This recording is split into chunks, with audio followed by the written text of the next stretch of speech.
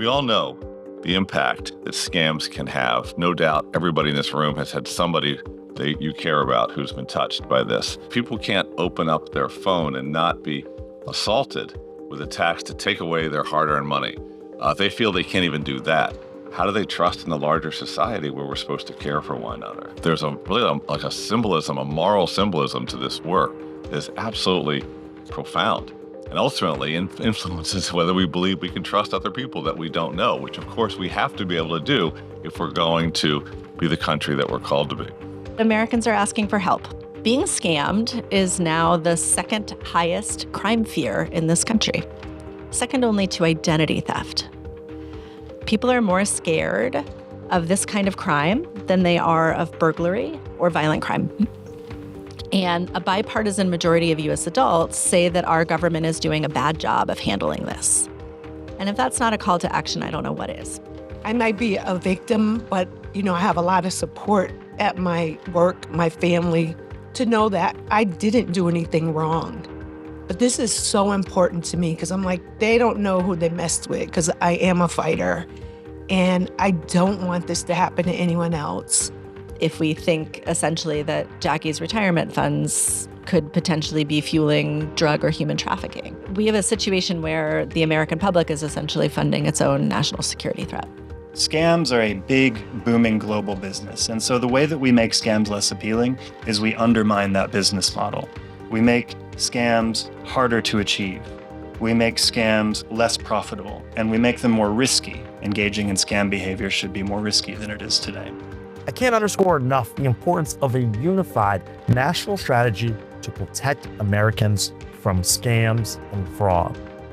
They're violations of trust, of dignity, and security. And it's why I'm proud to serve as a co-chair of the bipartisan Stop Scams Caucus with Republican Congressman Jefferson Shreve and Zach Nunn and Democratic Congressman Jamie Raskin. While I've served on combat tours overseas to protect our nation abroad, I want to make sure that we're taking care of folks right here at home. And that's why I am proud to lead Congress's Stop Scams Act. Scams that are going after seniors, after our veterans, after every American. If you're here, you know how widespread and devastating this crisis is. Americans lost an astounding $158 billion to scammers in 2023. It's long past time that we get serious about this. As members of Congress, it's part of our duty to protect Americans from foreign threats.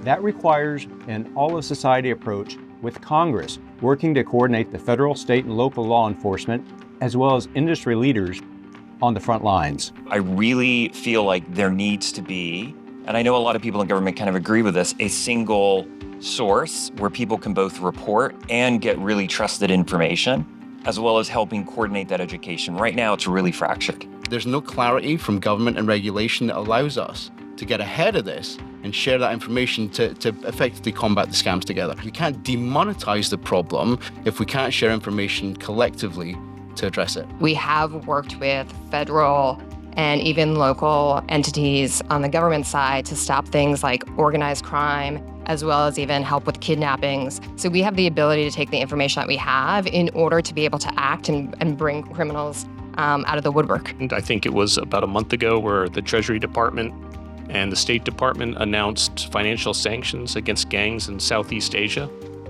That is a wonderful step. And the fact that that Secretary Bessent and Secretary Rubio highlighted this action got the attention of people in my company to say the U.S. government is focused on this. It's heartening to see that. And so if we are not actively thinking about how we can best share information with our colleagues, we are ceding the field to the scammers, and they are running a team sport while we are playing an individual sport. We need to join together and play a team sport as well if we want to play effective defense against this. There shouldn't be a trade-off between security and convenience. You should be able to have both, but that is incumbent on all of us as businesses to introduce that as a new mechanism by which people can protect their accounts and all of their information. It has to be built ultimately with the experiences of users and consumers at the center of it. These can't just be ivory tower conversations. They can't just be boardroom conversations. They have to center the experiences of people who are victims of scams and ultimately be the basis for an inclusive whole of society conversation about these issues. There's so many of you that are already creating your own strategies on this, and we encourage today to be one of those moments when you think even more about what comes next for you. To navigate complex systems and find actionable and effective solutions is not the easiest work. And so we here at the Aspen Institute Financial Security Program, we stand committed to using our own convening capabilities to create spaces for leaders to have those kinds of dialogues, hard conversations sometimes, and to working with other partners. This report reflects all that. It's a launching pad.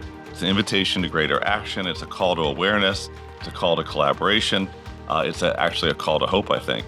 You all are the ones that made this possible. You all did a public-private partnership coming together from all different perspectives together to do something that this country needs so much.